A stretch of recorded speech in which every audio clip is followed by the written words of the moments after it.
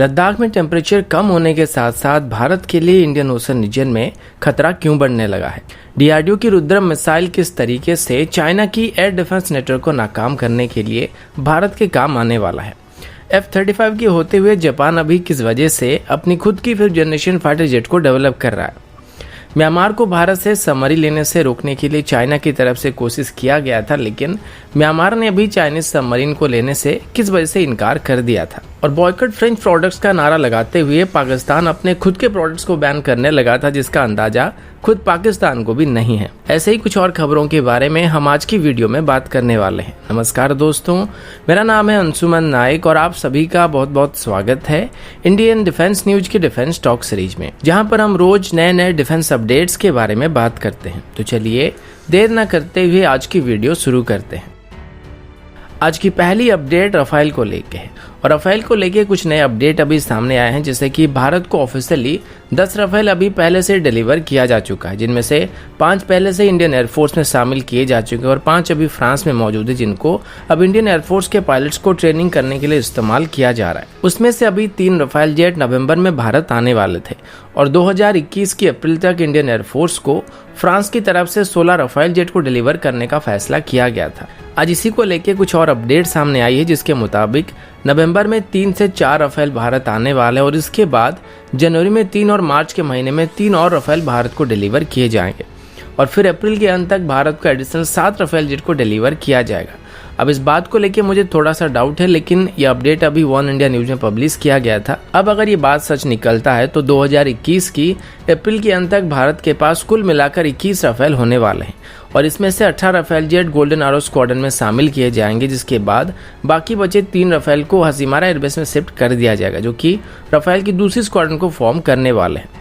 अब अभी जैसे हालात चल रहे हैं, ऐसे में राफेल भारत की एयरफोर्स की ताकत को बढ़ाने में काफ़ी मदद करने वाले हैं और हो सकता है इसी वजह से फ्रांस के ऊपर भारत की तरफ से दबाव डाला जा रहा होगा ताकि हमको जल्दी से जल्दी राफेल को डिलीवर किया जा सके। या फिर इनकी अर्ली डिलीवरी के पीछे एक और पॉसिबिलिटी ये हो सकता है कि अभी एडिशनल राफेल को लेने के लिए भी बातचीत किया जाए। जब तक पहली राफेल डील की डिलीवरी कंप्लीट नहीं होता है, तब तक फॉलो ऑन ऑर्डर को प्लेस नहीं किया जाएगा और इसी वजह से फ्रांस जल्दी से इनको डिलीवर करने की कोशिश कर रहा है ताकि एमएमआर से डील के अंदर ही राफेल को ही सिलेक्ट किया जाए।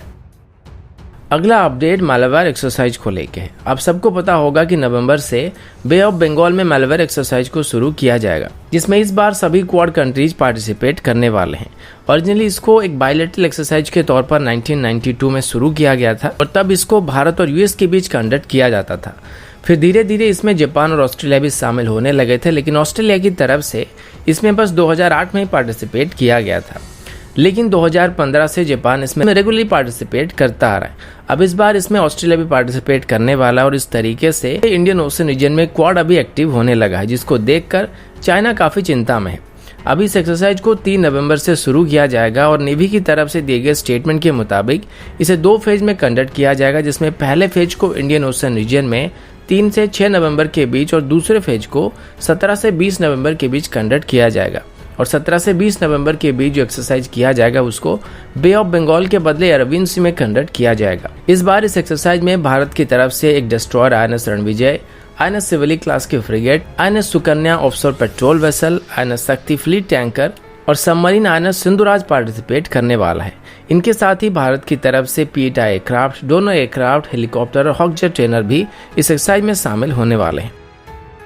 अगला अपडेट भारत और चाइना को लेके है। आर्मी की तरफ से दी गई रिपोर्ट के मुताबिक लाइन ऑफ एक्चुअल कंट्रोल में अभी टेम्परेचर 0 से नीचे जाने लगा है। ऐसे में अभी इंडियन आर्मी के जवानों को यूएस मेड विंटर गियर को प्रोवाइड किया जा रहा है और जो पहले से हायर एल्टीट्यूड में मौजूद है उनको ये पहले से दिया जा चुका है, लेकिन इसी दौरान भारत की सिक्योरिटी एजेंसीज की तरफ से ये आगाह किया गया है कि लद्दाख के अलावा भी भारत को अभी इंडियन ओशन रीजन में अपनी एक्टिविटी को तेज करने की जरूरत पड़ने वाली है, क्योंकि पहले तो विंटर में पीपल लिबरेशन आर्मी की एक्टिविटी लद्दाख में लिमिटेड रहने वाली है, लेकिन वो चाहे तो इंडियन ओशन रीजन में अपनी प्रेजेंस को बढ़ा सकते हैं। और ऐसे में हमारी जो नेवल कमांड है ये अभी इतना सिंक्रोनाइज मैनर में नहीं है और अभी इसको ऑप्टिमाइज करने का प्लान किया जा रहा है। आमतौर पर अभी हमारी सबसे एडवांस नेवल बेस की बात करें तो वह करवार में है, जो कि मेनली अरबियन सी में पाकिस्तानी एक्टिविटी को काउंटर करने के लिए इस्तेमाल किया जाता है। लेकिन अगर चाइना के साथ हमारा कोई जंग होता है तो उसमें हमको ईस्ट और वेस्ट दोनों साइड में खतरा है और इसी वजह से हमको अंडमान को भी सेफ रखने की जरूरत पड़ेगी। अभी भारत के पास कुल मिलाकर एक ही एमपीबीएस ब्रिगेड मौजूद है जो कि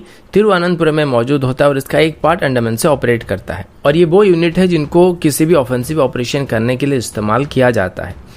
अभी ऐसे 2 और ब्रिगेड को तैयार करने का फैसला किया गया जिसमें एक को ईस्ट साइड में और दूसरे को वेस्ट साइड में डिप्लॉय किया जाएगा और एक परमानेंट ब्रिगेड को अभी या तो अंडमान में या फिर विशाखापट्टनम में डिप्लॉय किया जाएगा। अब ऐसा करने के बाद भारत मलाका स्ट्रेट से लेकर सुंडा स्ट्रेट या फिर पर्सियन गल्फ के ऊपर भी अपनी पकड़ को मजबूत कर सकता है और अभी मेनली हमारी आइलैंड बेस्ड कमांड को मजबूत किया जाने वाला है क्योंकि किसी भी ऑफेंसिव स्ट्राइक करने के लिए अंडमान या लक्षद्वीप हमारे लिए काफी मायने रखने वाले हैं। और अगर यहाँ पर SU-30 को ब्रह्मोस मिसाइल के साथ तैनात किया जाता है तो हम इंडियन ओशन रीजन के ऊपर अपना दबदबा बनाए रख सकते हैं।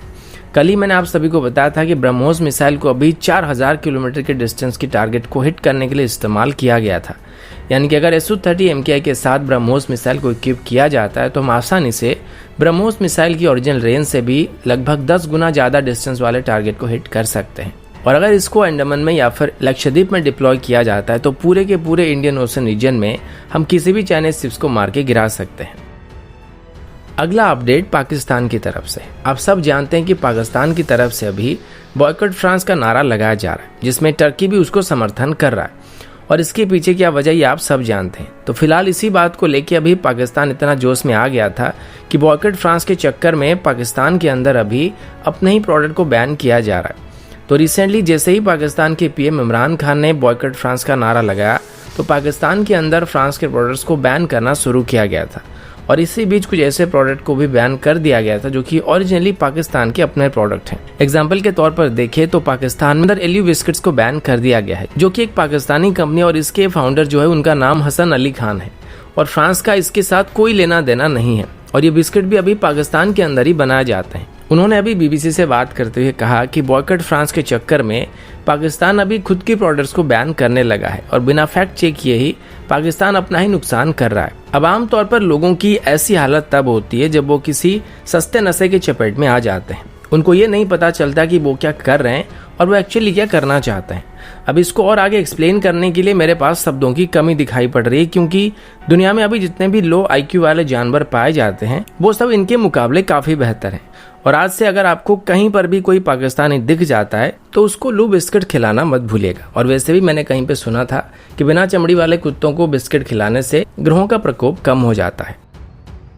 अगला अपडेट इंडियन एयरफोर्स की तरफ से। आप सभी को याद होगा रिसेंटली 9 अक्टूबर को भारत की तरफ से अपनी एंटी रेडिएशन मिसाइल को अब्दुल कलाम आइलैंड से टेस्ट किया गया था और अब इसे फॉर्मली रुद्रम मिसाइल कहा जा रहा है। अब ये इस मिसाइल का पहला ट्रायल था और इसकी आगे चल के और भी ट्रायल को कंडक्ट करने का प्लान किया गया है। DRDO की तरफ से दी गई रिपोर्ट के मुताबिक इस मिसाइल को 2022 में इंडियन एयरफोर्स में शामिल किया जाएगा और उससे पहले DRDO इसकी 6 से 7 ट्रायल और करने वाली है। ये एक लॉन्ग रेंज की एंटी रेडिएशन मिसाइल होने वाली है जिससे दुश्मन के रडार्स को, एयर डिफेंस सिस्टम को या फिर कम्युनिकेशन सिस्टम्स को जैम करने के लिए इस्तेमाल किया जा सकता है और इसी साल के अंदर ही इसकी एक और ट्रायल को करने का प्लान किया गया है। आमतौर पर ये चाइना और पाकिस्तान दोनों के खिलाफ भारत को एडवांटेज दिला सकते हैं क्योंकि चाइना के पास अभी काफी बेहतर एयर डिफेंस सिस्टम मौजूद है और किसी भी कॉन्फ्लिक्ट में अगर हमको चाइनीज एयर स्पेस में जाके वहां पे कुछ करना पड़ता है तो सबसे पहले हमें उनकी एयर डिफेंस कवरेज को नाकाम करना पड़ेगा, वरना हमारे एयरक्राफ्ट चाइना की सरफेस टू एयर मिसाइल का शिकार हो सकते हैं।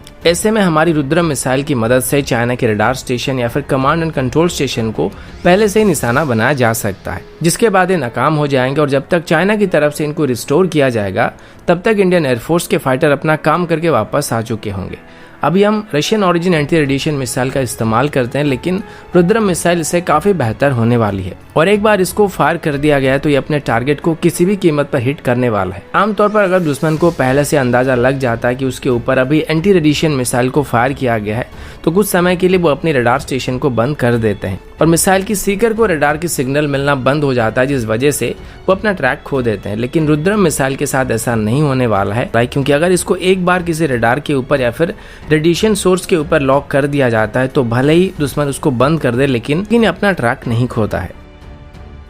अगला अपडेट भारत, चाइना और म्यांमार को लेके है। अब सभी को पता होगा रिसेंटली भारत की तरफ से म्यांमार को अपनी सबमरीन INS सिंधुवीर यानी कि किलो क्लास की सबमरीन को रिफिट करके डिलीवर किया गया था। लेकिन इकोनॉमिक टाइम्स की रिपोर्ट के मुताबिक म्यांमार को भारत से सबमरीन ना लेने के लिए चाइना की तरफ से काफ़ी प्रेशर किया जा रहा था, पर फिर भी म्यांमार की तरफ से चाइनीज सबमरीन के बदले भारत से सबमरीन लेने का फैसला किया गया था। अब म्यांमार की नेवी में शामिल होने के बाद इसका नाम मिनियन थेन काथू रखा गया, जो कि म्यांमार की एक फेमस योद्धा का नाम है। अब म्यांमार की तरफ से बताया जा रहा है कि वो 2005 से इस सबमरीन को खरीदना चाहते थे और इसके लिए उनको भारत की तरफ से ट्रेनिंग प्रोवाइड किया गया था, लेकिन हमेशा से इसमें कॉस्ट एक मेजर रोल प्ले कर रहा था, जिस वजह से वो इसको खरीद नहीं पा रहे थे। इसी बीच नॉर्थ कोरिया की तरफ से भी म्यांमार को अपनी सबमरीन ऑफर किए गए थे, लेकिन रिस्की होने की वजह से म्यांमार की तरफ से नॉर्थ कोरिया के साथ कोई भी डील करने से इनकार कर दिया गया था। अब इसके बाद चाइना की तरफ से भी इंडियन सबमरीन के बदले अपने सबमरीन को म्यांमार को ऑफर किया गया था, लेकिन चाइना की तरफ से जो शर्तें रखी गई थी ये म्यांमार को ठीक नहीं लग रहा था, क्योंकि सबमरीन को देने के साथ साथ चाइना म्यांमार के अंदर एक कंप्लीट डॉकयार्ड को बनाना चाहती थी और यहाँ पर जितने भी लोग काम करने वाले थे वो सबके सब चाइनीज सिटीजन होने वाले थे, यानी कि म्यांमार को सबमरीन देने के बाद भी इनमें हमेशा चाइनीज ऑफिसर मौजूद होने वाले थे और ये बात म्यांमार को सही नहीं लग रहा था। बदले में अगर भारत की बात करें तो भारत की तरफ से म्यांमार को सबसे पहले तो सबमरीन ऑपरेशन की ट्रेनिंग दी गई, जिसमें आगे चल के कैसे एक सबमरीन फ्लीट को ऑपरेट किया जाएगा इसके बारे में डिटेल ट्रेनिंग दिया गया था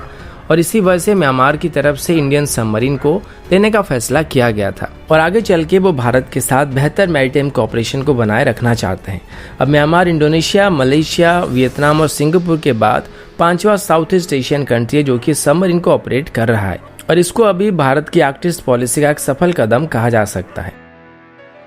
अगला अपडेट जापान की 5th generation fighter jet programme को लेके है। यूनाइटेड स्टेट की तरफ से काफ़ी कोशिश करने के बाद भी जापान की तरफ से अभी अपनी खुद की 5th जनरेशन फाइटर जेट को डेवलप करने का फैसला किया गया है और इसको डेवलप करने के लिए जापान की मित्सुबिशी हेवी इंडस्ट्री को सिलेक्ट किया गया है। जापान की नेक्स्ट जनरेशन फाइटर जेट का नाम FX रखा गया है और इसको जापान 2030 तक ऑपरेशनल करना चाहती है, जो कि आगे चल के जापान की F2 फाइटर जेट को रिप्लेस करने वाला है। इनको जापान 2035 तक कम्प्लीटली रिप्लेस करना चाहता है और इस एयरक्राफ्ट की डेवलपमेंट के लिए अभी जापान की डिफेंस मिनिस्ट्री की तरफ से 58 बिलियन येन को एलोकेट किया गया है, क्योंकि जापान अभी इसे जल्दी से जल्दी डेवलप करना चाहता है और जापान का कहना है कि जल्दी से इसको डेवलप करने के लिए इसमें वो फॉरेन पार्टनर्स को भी सेलेक्ट करने वाले हैं और मेनली इसमें US और ब्रिटेन शामिल हो सकते हैं, जो कि इस प्रोग्राम के लिए इंजन और एवियोनिक्स सिस्टम को सप्लाई करने वाले हैं। जापान के पास अभी 290 के आसपास फाइटर जेट मौजूद हैं, जिसमें F-35 भी शामिल है, लेकिन चाइनीज एक्टिविटी को देखते हुए जापान को अभी एक खतरा महसूस होने लगा और अपनी डिफेंस को और मजबूत करने के लिए जापान अभी खुद की फाइटर जेट को डेवलप करना चाहता है। और जापान को अभी एक चीज का एहसास भी होने लगा है कि वो काफी ज्यादा अभी US सिस्टम के ऊपर डिपेंडेंट हो चुके हैं, जिसका असर अभी उनके डोमेस्टिक डिफेंस मार्केट के ऊपर पड़ रहा है और इससे भारत को भी एक सीख लेनी चाहिए कि कुछ भी हो जाए लेकिन डिफेंस सेक्टर में सेल्फ डिपेंडेंट होना काफी जरूरी है। तो दोस्तों अभी के लिए इतना ही, मिलता हूँ आपसे अगले वीडियो में, तब तक के लिए जय हिंद, वंदे मातरम।